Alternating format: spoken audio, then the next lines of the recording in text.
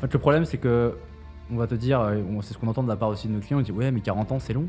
Sauf qu'aujourd'hui, on est dans un milieu, enfin dans un contexte où les investisseurs attendent des rendements hyper intéressants, hyper rapidement. Mais c'est pour ça que je rappelle à tous ceux qui nous écoutent, même si vous commencez avec 100 € par mois, faites-le.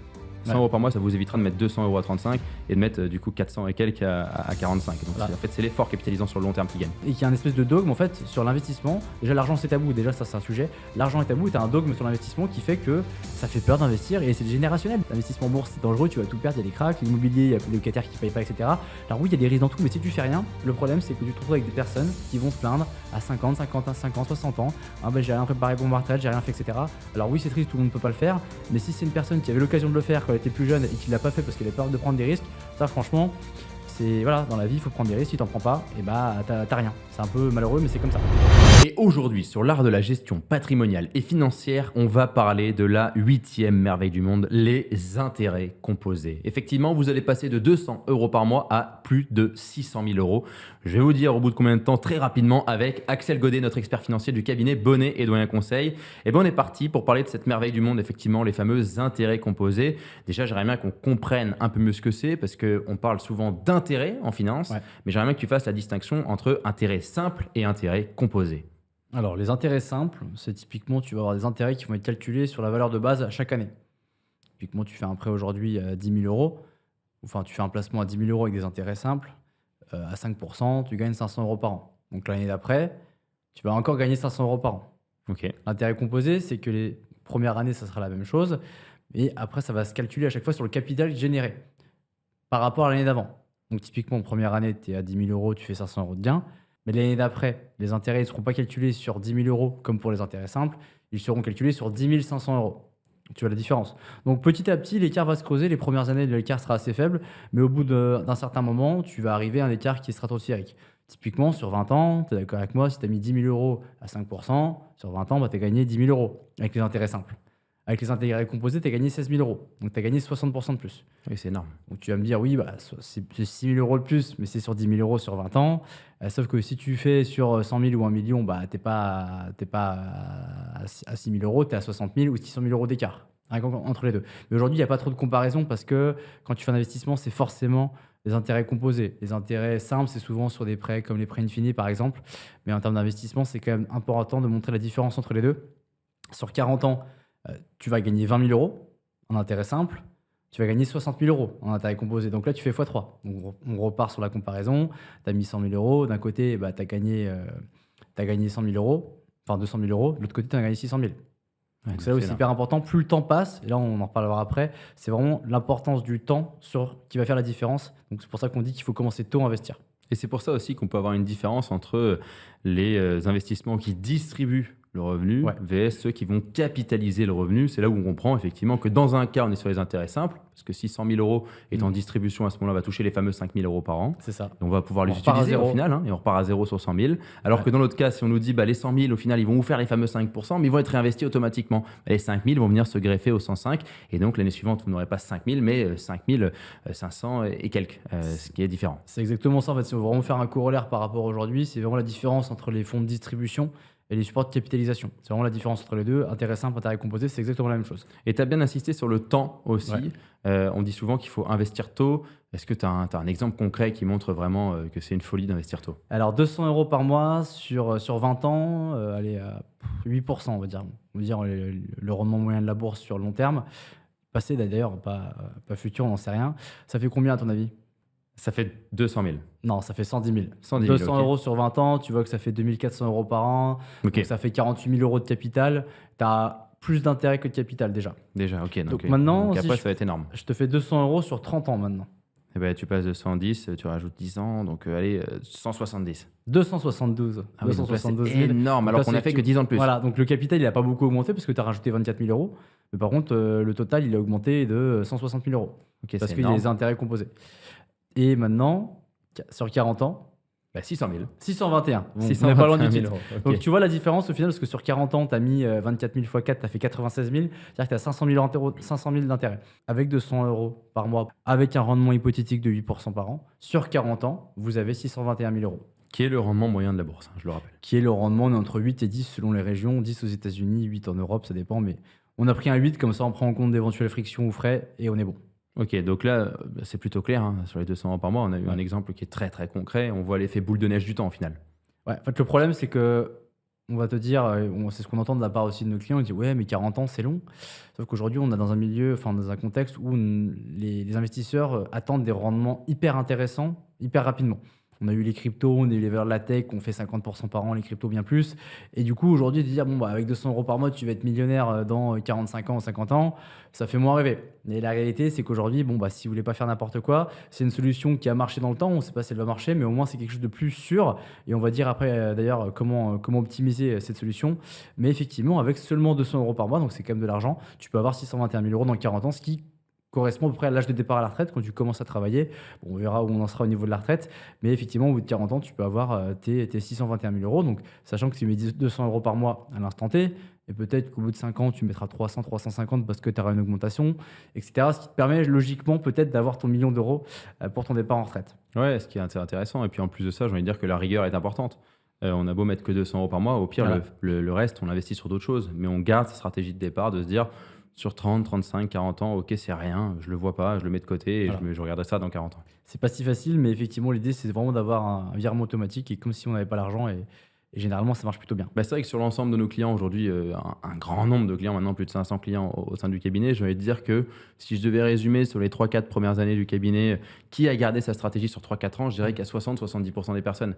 Et que 30-35% des personnes, malheureusement, disent au départ qu'on va garder la stratégie, Ouais. mais l'adaptent très rapidement soit à la baisse, soit à la hausse. Et Ouais. à la hausse, c'est une très bonne chose, Mm. mais souvent à la baisse pour des raisons de dépenses personnelles dans des inactifs, c'est-à-dire pas dans de l'actif, mais plutôt dans des voitures pour frimer ou en d'autres choses. Mais c'est vrai qu'effectivement, c'est très rare de garder une stratégie rigoureuse sur le long terme.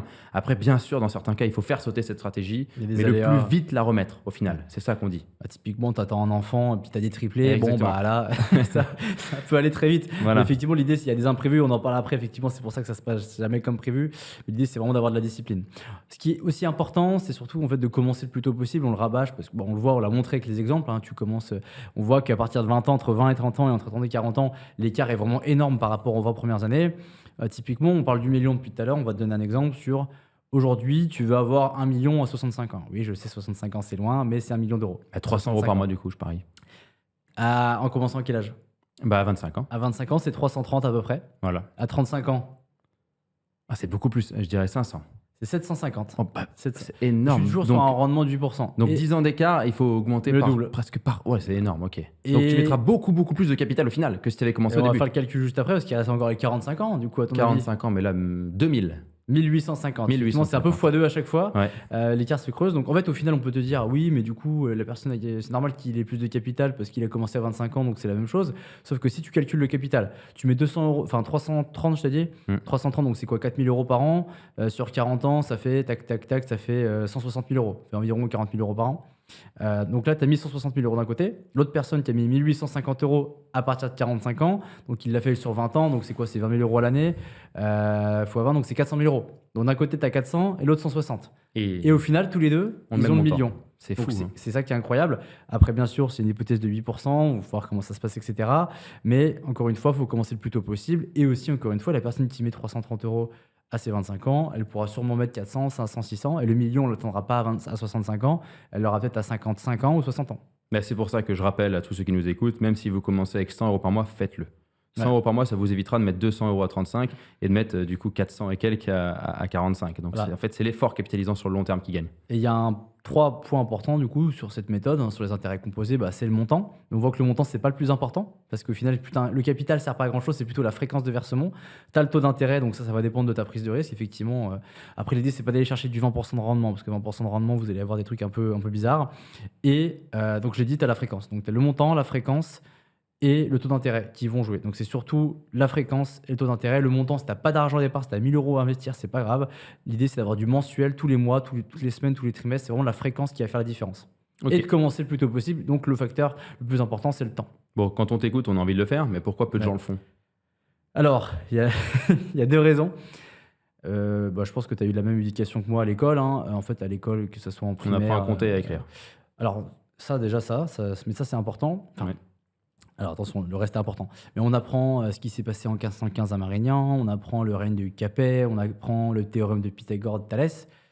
Attention, ça c'est très important, je dis pas que c'est pas important. Mais on n'apprend jamais à comment investir son argent, comment fonctionne la retraite, Comment en fait, déclarer avec ses impôts. comment déclarer ses impôts, qu'est-ce que la bourse, qu'est-ce que l'investissement Ça devrait locatif. faire partie du programme de lycée, au final. Mais enfin, même pour moi, c'est même avant, même au collège, savoir comment ça fonctionne l'économie au final. On apprend plein de théories économiques keynésiennes, etc. Très intéressant, la relance keynésienne.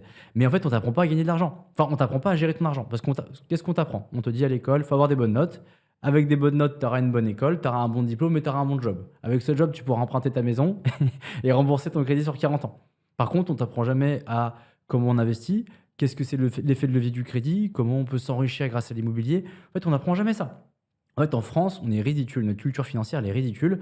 Même en ayant fait une licence de gestion, nous, je crois que la première fois qu'on a appris l'investissement locatif, enfin, à l'école, hein, parce Le vrai effet de levier, oui. c'était, je crois que c'était la dernière année de master. Ouais, ou fin De du finance. master 1, tout à fait. Ouais. C'est là où on a appris, et au final, parce qu'aujourd'hui, tu écoutes tes parents, enfin, tu écoutes tout le monde.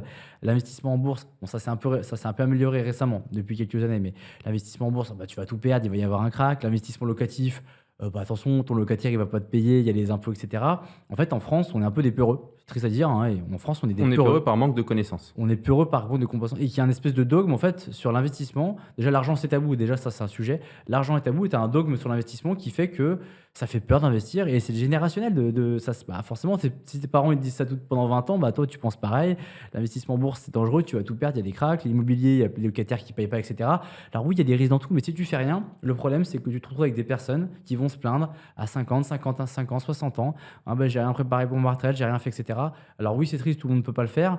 Mais si c'est une personne qui avait l'occasion de le faire quand elle était plus jeune et qui ne l'a pas fait parce qu'elle avait peur de prendre des risques, ça franchement, c'est voilà, dans la vie, il faut prendre des risques. Si tu n'en prends pas, et bah, t'as rien. C'est un peu malheureux, mais c'est comme ça. Donc pour en revenir à la méthode d'essai, alors oui, c'est pas si facile parce que déjà, les investisseurs, enfin les Français, ils n'ont pas l'éducation financière. Donc grâce au réseau, au contenu que tu trouves sur Internet, de plus en plus de personnes l'ont. Mais il y a une grande partie qui ne l'ont pas, donc ils ont peur d'investir en bourse, donc ils remplissent leur livret A, le LDD, et c'est terminé. Donc ils ne le font pas. Deuxième raison, et on l'évoquait tout à l'heure, c'est jamais facile de dire oui, je vais verser 500 euros tous les mois. Alors déjà, Tout à fait. le 8% de rendement par an, c'est un historique sur 100 ans annualisé. Il y a des années, tu feras 4, d'autres tu feras 12, d'autres tu feras moins 10. Donc ça, c'est vraiment jamais linéaire, donc c'est facile de le dire, ça se passe jamais comme prévu. Et tu as des imprévus dans la vie, tu peux avoir ta bagnole qui explose, tu peux avoir une naissance de triplé comme je disais tout à l'heure. Donc ça va jamais se passer comme prévu. C'est comme dans une boîte. Tout à Tu fait. penses faire X résultats ou autre, ça va jamais se passer comme prévu. Tu auras des déceptions, tu auras des surprises. L'essentiel, en fait, parce que ça, c'est de se trouver des excuses. Oui, ça se passera jamais comme prévu. Oui, tu mettras jamais 500 euros. Peut-être que tu mettras plus de 300 pendant une période. Mais l'idée, c'est de commencer le plus tôt possible. Parce que les personnes, quand tu leur parles, elles vont dire oui, mais ça va pas se passer comme ça, blablabla. Elles se cherchent des excuses parce qu'elles veulent pas commencer à le faire. Elles ont peur. Donc c'est ça la vraie raison. Si tu dois mettre 500 puis finalement tu descends à 250, c'est pas grave. L'idée, on l'a dit tout à l'heure, c'est d'être régulier, de mettre tous les mois. Si pendant 6 mois tu peux pas parce que tu as une galère, c'est pas grave. Après, tu relances, tu continues et tu commences le plus tôt possible. C'est ça qu'il faut faire. Ok. Et au niveau d'en tirer profit pleinement, est-ce qu'il n'y a pas une stratégie aussi pour éviter la matraque fiscale? Alors, hyper important déjà, parce qu'on parle beaucoup d'investissement, il faut savoir comment tu investis. Donc, tu vas choisir pour les intérêts composés, on l'a évoqué tout à l'heure, entre la distribution et la capitalisation. En termes de fiscalité, ça s'applique aussi. D'un côté, tu as les enveloppes capitalisantes, PEA, assurance vie. De l'autre côté, tu as le non capitalisant, c'est le compte titre. Donc, typiquement, le PEA, l'assurance vie, tes petits vont faire des petits. C'est-à-dire que quand tu vas faire des gains sur des supports, il n'y a pas de fiscalité tant que tu ne sors pas. Sur le fonds euro de l'assurance vie, mais bref, on ne va pas parler de fonds euro quand tu investis en bourse. Donc sur cette partie-là, les petits vont faire des petits, ce qui fait que ça va capitaliser. C'est ce que tu évoquais tout à l'heure, c'est que tu vas avoir des intérêts composés. Alors que sur un compte titre, imaginons que tu fais une plus-value, bah, tu vas avoir 30% de flat tax, enfin c'est la flat tax aujourd'hui, qui va s'appliquer. C'est-à-dire que tu vas recommencer à 30% de moins par rapport à un PEA, une assurance vie. Tout à fait. Et donc du coup, l'intérêt composé, forcément, mécaniquement, il va moins être important. Donc le compte titre, c'est pas forcément recommandé, ou alors d'avoir un support sur un compte titre, tu prends un fonds monde ou un ETF monde, et tu le touches pas pendant 40 ans. Là, la capitalisation va marcher. Mais généralement, il y a souvent des changements de stratégie, etc., des nouveaux actifs à mettre en place, donc on recommande moins le compte titre. Donc c'est le premier point, c'est faire attention à la fiscalité. Premier point, alors en France, on a la chance d'avoir des enveloppes fiscales intéressantes. faut les utiliser. Donc, premier point, la fiscalité. Deuxième point, je pense que vous l'avez tous compris, vous nous avez écouté, on parle de versement mensuel, donc on va privilégier la méthode DCA. Donc cette méthode, elle peut s'appliquer quand on parle d'intérêt composé sur le long terme, c'est forcément commencer le plus tôt possible, en versant tous les mois, même toutes les semaines, c'est possible de verser toutes les semaines. Limite, au lieu de mettre 200 € par mois, tu vas mettre 50 € toutes les semaines. Il y a beaucoup qui font ça sur la crypto. Ça te permet de lisser ton prix de revient et pas tout mettre en one shot comme un bourrin. Imagine, tu as 500 000 € aujourd'hui sur 40 ans. Logiquement, en bourse, ça va bien se passer, mais c'est dommage de tout mettre aujourd'hui, sachant que tu peux te prendre une paume de main. Donc, on en a déjà parlé dans l'épisode de comment investir en bourse en 2026. L'idée, c'est que tu peux faire un DCA en arbitrage lissé quand tu as un capital. Mais dans la majorité des cas, ceux qui nous écoutent, c'est des personnes qui n'ont pas forcément un gros capital et qui vont pouvoir verser tous les mois sur le long terme. Donc, c'est la méthode DCA qui va s'appliquer. Ok, merci beaucoup Axel pour cet épisode fort enrichissant et merci surtout à vous de continuer à liker, partager, commenter le contenu. N'hésitez pas également à nous mettre la note de 5 étoiles sur Spotify ou Apple Podcast, c'est important pour nous cette simple note, elle nous aide grandement à continuer à grandir et à vous offrir toujours un contenu de très haute qualité et moi je vous dis à très bientôt.